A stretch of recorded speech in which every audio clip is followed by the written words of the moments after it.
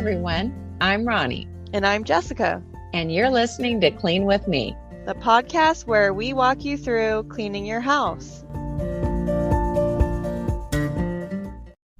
Thanks for joining me. In today's episode, I'm going to talk you through getting some work done in your kitchen, doing your dishes, wiping down surfaces, putting stuff away. And while I'm doing that, I'm going to talk about motivation, willpower, and small habits when it comes to keeping a clean kitchen. So let's get right into it. It's time to gear up for your cleaning session. First thing you want to do when cleaning your kitchen is gather up dishes from around the house. Maybe you have a cup on your nightstand. Maybe you need to check a kid's room for dishes, or maybe you have some dishes on the table that need to move over to the sink area. Of course, people should be clearing their dishes after eating, but we routinely have cups on the nightstands. So that's something that I always check for at the beginning of a cleaning session. I mean, usually there's a water that's going, like a tumbler with ice water that can stay, but then other cups that had other beverages in them that are going to be going into the dishwasher. And yes, I do hand wash my Stanley and my husband's tumbler regularly, but we don't put those in the dishwasher, and they stay cold for a couple days, so we don't wash them every single day. So go ahead and gather dishes from around the house to get ready to work in your kitchen. Now, a big part of keeping up on housework is making it easier on yourself, because you can't always count on having the willpower to clean a disaster kitchen, because what happens with a lot of us, we see a huge mess and we tend to procrastinate in that situation because on some days we can't muster up the willpower. And there are a lot of reasons why. You could be physically tired, you could be preoccupied with something else, you could be depressed, and then, the food dries on the dishes, the mess gets bigger, and it just becomes more and more overwhelming. Lately, I've been really good about keeping up on cleaning the kitchen, and it's a combination of willpower and small habits, because it's not that I just have the willpower to clean a disaster kitchen every day, it's that I'm not letting it become a disaster kitchen. Now, if your kitchen's a disaster right now, no judgment here. This episode is designed to talk you through that, but I want to provide you with the tools and the game plan to do better in the future. And I know we talk about this a lot on the show, but different things resonate with different people. And keeping your house clean, obviously you've got to do the work, but a big part of it is your mindset and your strategy. So if you do sometimes go to bed with a sink full of dishes, cluttered countertops, or maybe even just waiting till the end of the day to do your dishes, and it's too much of a buildup, and maybe you do push through it, but you're unhappy with the amount of time and energy that you have to spend. Maybe you'd rather be spending time with your spouse or your kids or your family in the evenings, and you're getting bogged down with this task of doing dishes while everybody else is enjoying themselves or something. And I'm not saying that it's only your responsibility to do the dishes. Definitely, if you've got kids, delegate. If you and your husband both work full time, he should be contributing to the housework. But this show isn't about how you divide up the labor. What I've recently done, if you've been listening for a while, you know I change up my chore lists a lot. And right now, I have the kitchen as my sole responsibility. So that's one of the reasons I've been talking about these strategies and techniques, because I feel like I've really gotten it nailed down because I'm not delegating as much. Anyway, by now you've gathered up your dishes. You may need to do a few things to gear up for washing the dishes. You might need to clear off your countertops. I like to remove clutter from the countertops first so that the mess doesn't look so overwhelming, and just get down to where I'm left with dishes to wash. I'm talking about throwing away trash, putting away ingredients, removing things that just don't belong in the kitchen, just basically straightening it up, moving all the dishes to the sink area. That's one of the things that I do. The other thing that I do is put away clean dishes. I for sure empty my dishwasher, and ideally I put away anything that's in the drying rack. Right now it's a drying pad. I still need to get a new drying rack. But mine just got like really discolored from the hard water, and I just didn't like how it looked even after I washed it. And it was a cheap one anyway. I tossed it, and I want to get a nicer one. So I'll keep you posted on that.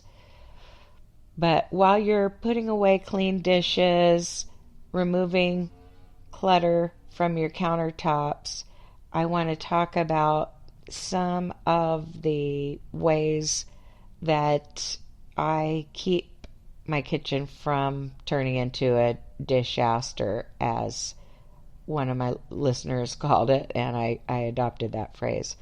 So you want to establish new habits, and you can do this one at a time, because it's hard to just change how you do things completely overnight. So you could try to implement all these habits, or you could just do one at a time.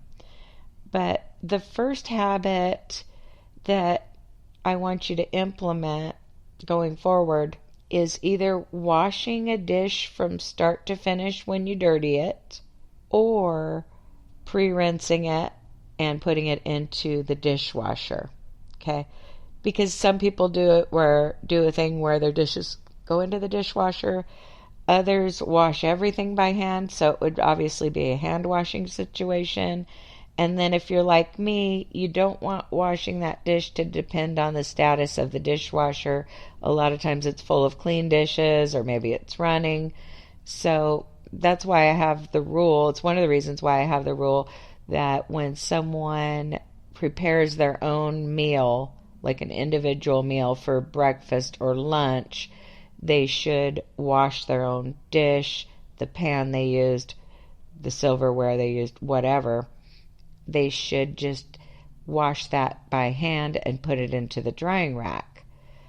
That eliminates the whole question of whether or not they're clean in the dishwasher, because if you have to empty the dishwasher first, you're not going to want, you may not want to do that or have time to do that.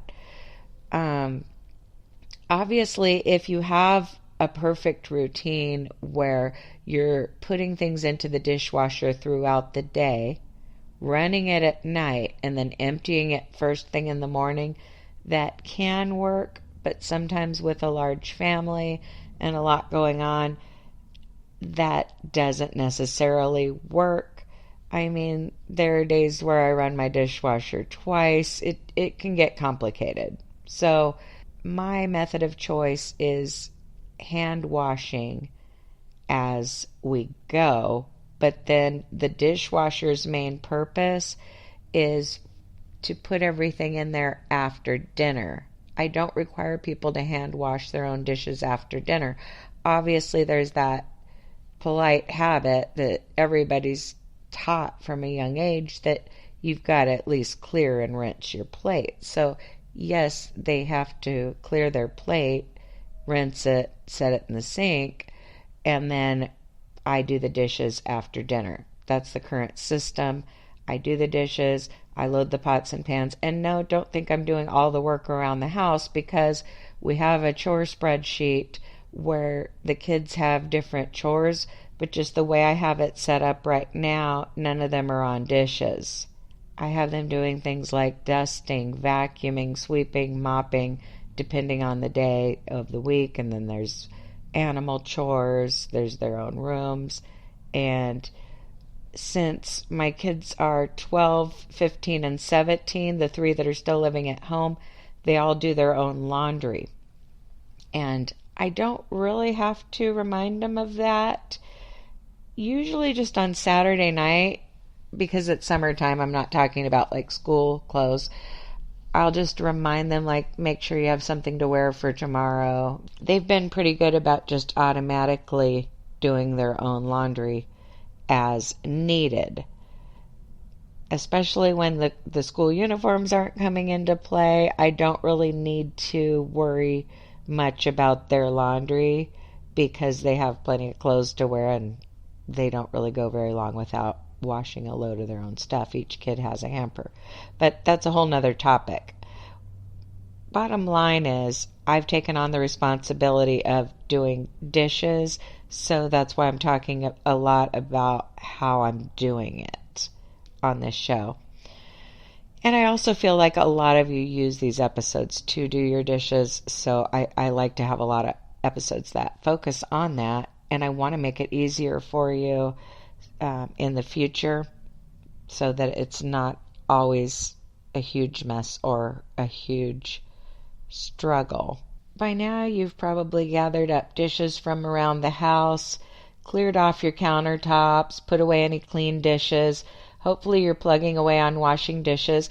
And as always, if you're listening to one of these episodes and you're caught up on dishes, maybe you have been loading the dishwasher as you go, or hand washing as you go, or it just didn't take you long to load the dishwasher because it was already empty to begin with, or you just quickly washed a few things by hand. Whatever the situation is, if you don't have dishes to do, I always recommend just staying in the kitchen for the duration of the episode and getting some deep cleaning done. A couple days ago, I put on some music and cleaned the kitchen, and I when I got done, I wiped down the cabinets. Ideally, you should wipe your upper cabinets before, they say you should wipe your upper cabinets before wiping down the countertops, but nothing's really falling off of my cabinets. They just needed to be shined up. So I actually did that at the end. Okay, but I know some people have come at us in the reviews for not always presenting things in the perfect order of cleaning from the top down. In general, you clean from the top down, but sometimes you clean in order of priority. You do your dishes, you wipe your countertop, stovetop, tabletop, and then you might decide that, hey, I still have the time and energy to wipe down my cabinets, which is what I just did a couple days ago.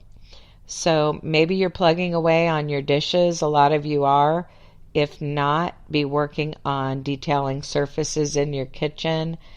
I know I need to clean the baseboard around my island. I'm actually out of town right now, but when I wiped down the cabinets, I thought next I need to wipe down the baseboards around my kitchen island, but I didn't get to it during that kitchen session. But that's my next bonus chore, so to speak. Just be working on your kitchen, whether you're washing a sink load after having loaded the dishwasher, or you're hand washing several sink loads, changing the water as needed.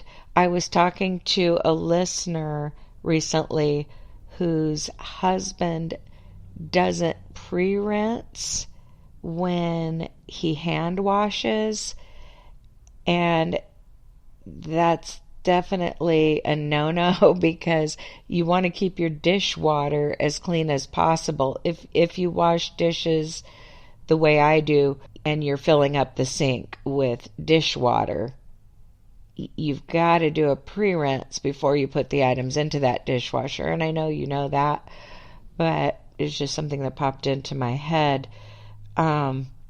a few days ago, we did, like I said, the dishes are my responsibility, but once in a while, like, a kid will have to, like, clean the kitchen as, like, a consequence. Because if somebody doesn't do their chores, it's not that I use chores as a punishment. Like, if they get in trouble for, I guess I do a little bit. I try not to.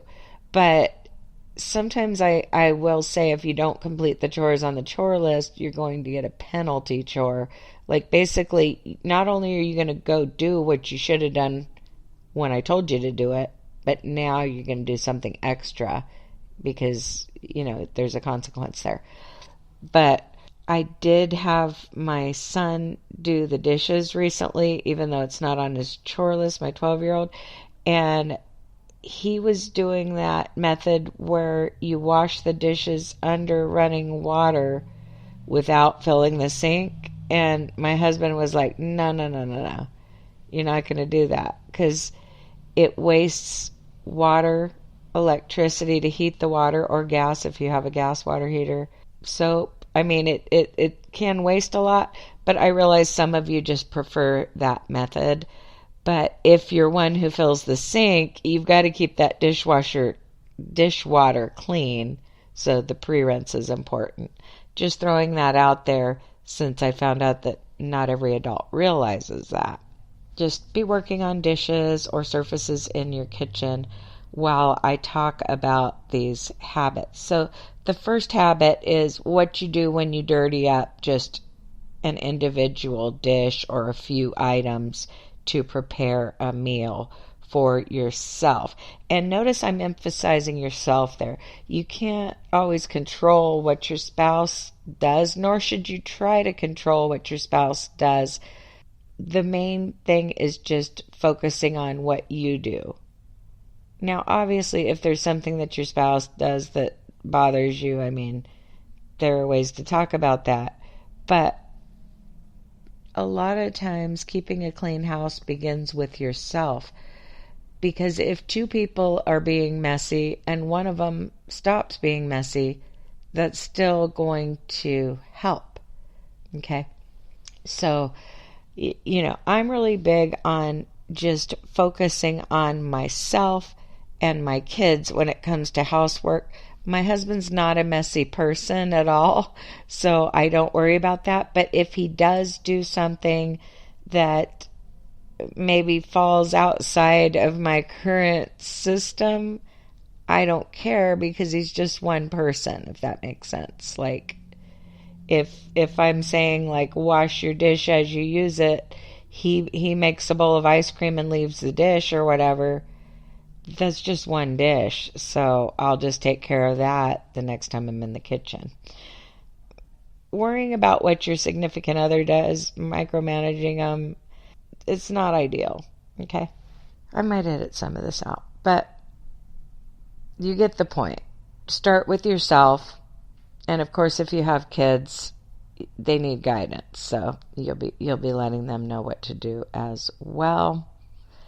Once you've established that habit where you're not creating messes throughout the day, you can focus on the second habit, which is going to bed with an empty sink, meaning whatever dishes are in your kitchen before bed, washing those. And everybody knows that that's the way to do things, that's the right thing.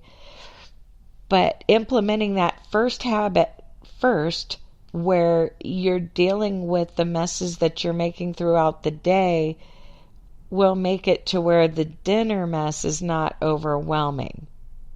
Okay? Also, some of you are doing too much at dinner. Okay, for example, my hobby is baking bread. I try not to bake bread on the same day that I make a dessert, because we don't do dessert every day. My husband does like to eat dessert every night, but his dessert might just involve him going to the freezer for some ice cream or some sherbet or having some store-bought cookies or something.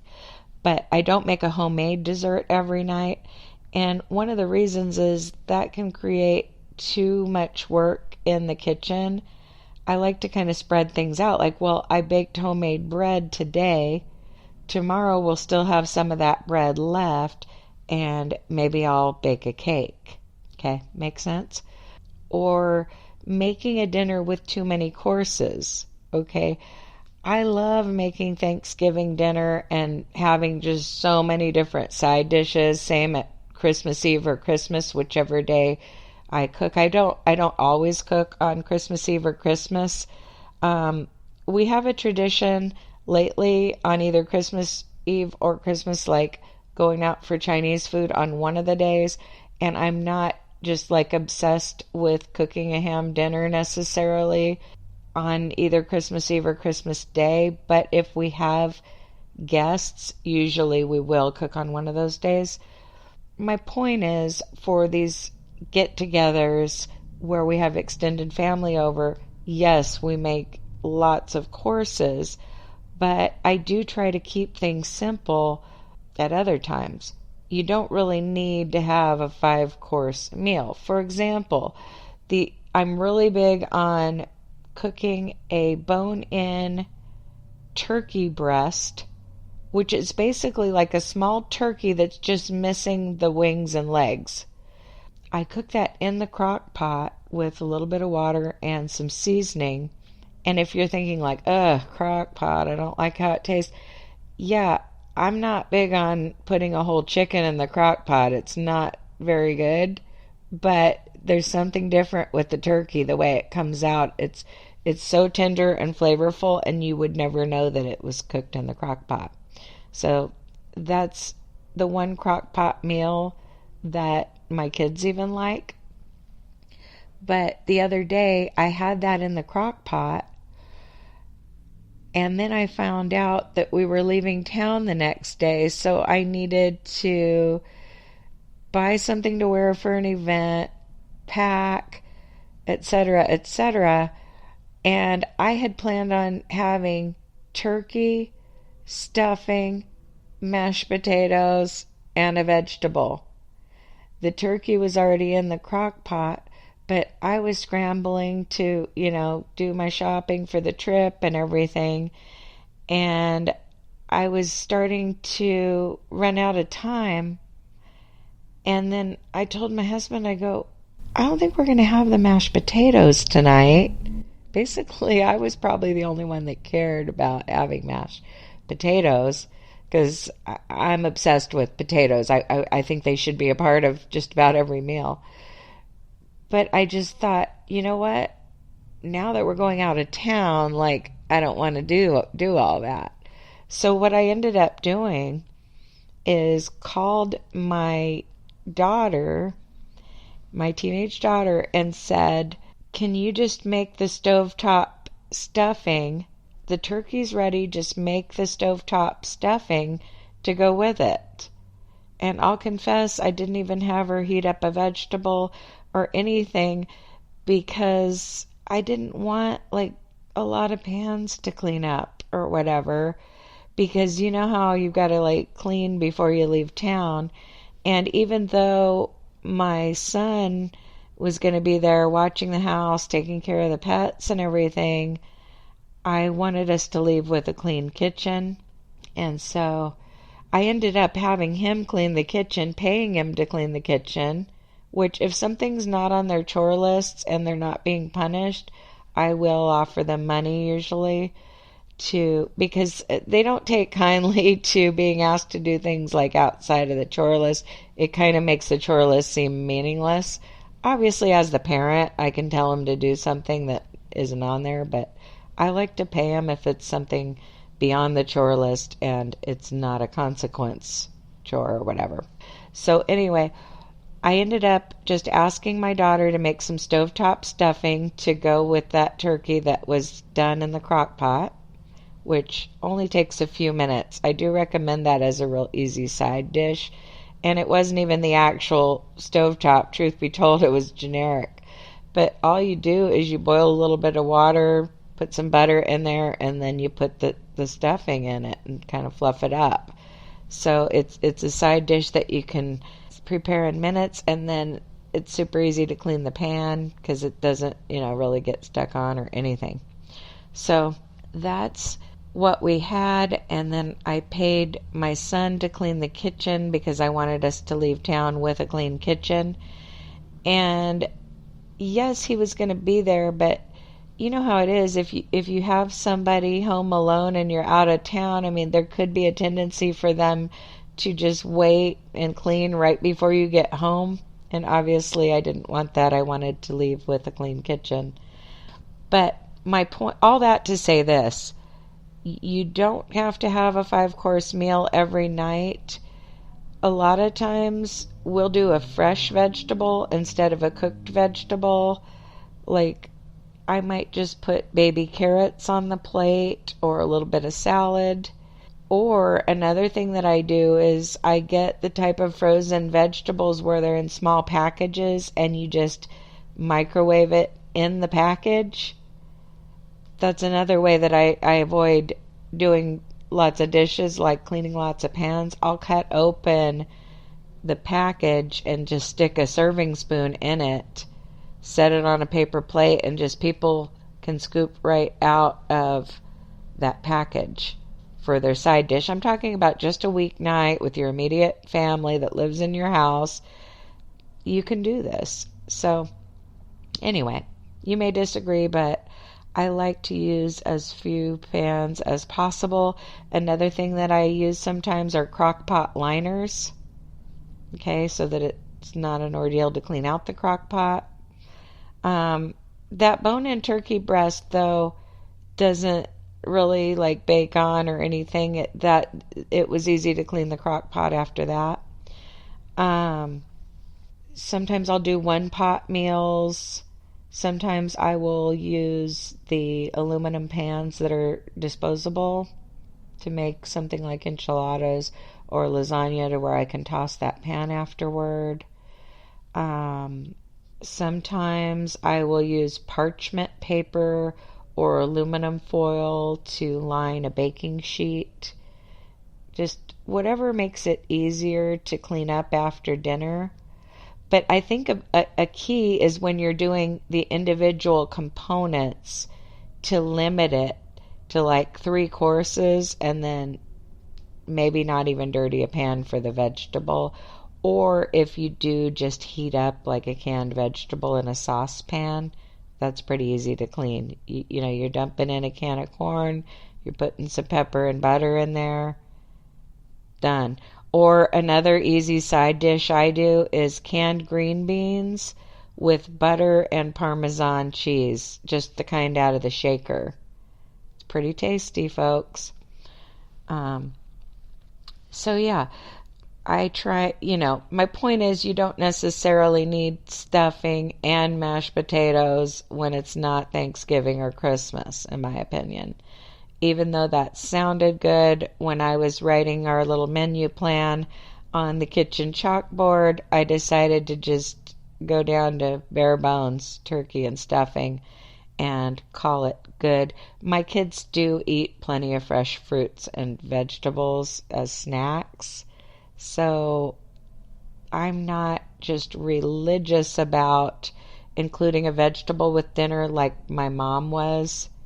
My mom thought there always had to be a vegetable with dinner, but we do kind of get our share of fruits and vegetables. And I do usually include it, just I reserve the right to not have a vegetable.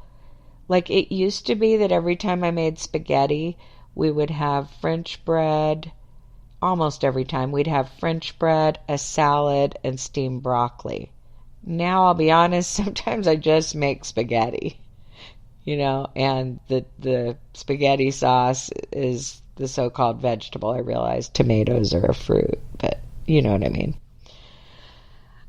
Don't get me wrong, lately, since I'm in a serious bread making phase, there's pretty much always bread when I make spaghetti. I made some really good breadsticks the other day. My husband absolutely loved them, wanted me to make them again, so those are going into the rotation, so to speak. Hopefully by now you've gotten your dishes done. If so, it's time to start wiping down surfaces in the kitchen. Maybe you want to start with your upper cabinets, or maybe this isn't a day where you need to wipe those down. Maybe you want to just wipe off your countertops, the stove top, the back of the stove, the table, if you've been eating at the table. We have not been eating at our kitchen table, I have to confess, but the other day I cleared off some of the projects people had going on the table and sprayed it with Pledge and, wiped it down. So that might be a thing that you need to do. But if you're routinely eating at the table and you have little ones, of course you've got to wipe down the chairs. You also need to clean a high chair, possibly. But let's get those surfaces wiped down. Hopefully you cleared off your countertops at the beginning of the session.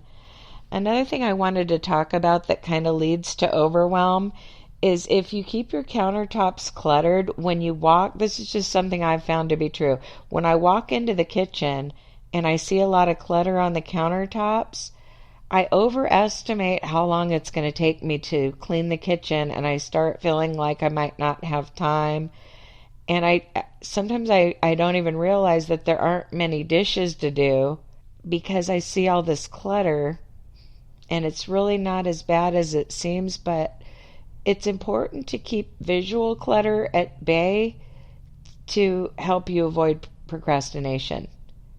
Because if my kitchen island has a bunch of cereal boxes and random items, and then I see some dishes over by the sink, I might assume that I've got more dishes than I have, or that it's going to take a long time to clean the kitchen. So the first habit that you need to implement is washing things as you go. The second habit is going to bed with a clean sink. It could mean doing dishes after dinner, or it could mean going in there later, just depending on whether your family snacks at night and things of that nature. The third habit that is really a game changer is keeping your countertops clear, just putting away items as you go or as people leave them out, and just throughout the day, cereal boxes, seasonings, random clutter, things that get plopped on the countertop when you walk into the house, like if that's become just a place to put random stuff that doesn't even belong in the kitchen. That's the next habit that you want to implement. And the reason why is that when you go into a kitchen that has a lot of clutter, you can overestimate the length of time it's going to take you to do your dishes and clean the kitchen because of just that visual clutter. So removing visual clutter can improve your mindset to where you walk into the kitchen and you realize there are just, 5 dirty dishes or whatever, and then you know that it's not going to take you long to do those dishes and maybe give the countertops a swipe. Whereas if you see a lot of clutter, you might look at cleaning the kitchen as some huge project, and you're more likely to procrastinate on it. So cleaning as you go isn't just about doing dishes as you go. It's about putting things away and keeping your surfaces clear to eliminate visual clutter. Even though it's easy to put away a cereal box or seasonings after the fact, it can affect your mindset, and it can affect your willpower to clean the kitchen when it looks like a big mess. So that's something that has really helped me, is putting away ingredients as I go and throwing away trash as I go, so that I don't overestimate the time it's going to take to wash a few dishes, because it doesn't look as visually cluttered. And then, of course, you want to focus on cleaning while you cook. That's a big one. Transferring things into a serving dish can sometimes help because it's easier to wash a pan while it's still hot, basically, and the food on it is still hot. I like to transfer it into a serving dish, and you might be thinking that creates an extra step. No, because there's going to be leftovers, and I'm going to put that dish in the fridge. And then, of course, you've got to habit train your kids. If you have kids that are old enough to do something with their dish after eating, which that can start pretty early. I mean, a preschooler can clear their plate. So make sure that you do that. And then, of course, with teenagers, you can teach them to actually wash their dish from start to finish. And then, praise their efforts. And with a spouse, I'm not big on telling your spouse what to do or whatever. That's not good for the relationship. But the way you can influence their behavior is just by showing gratitude. Like, oh, thanks for, cleaning up after dinner. Or, wow, the room looks nice. Thanks for putting your clothes in the hamper or whatever. It's not a struggle at my house because my husband's probably a better housekeeper than I am, okay, to be honest.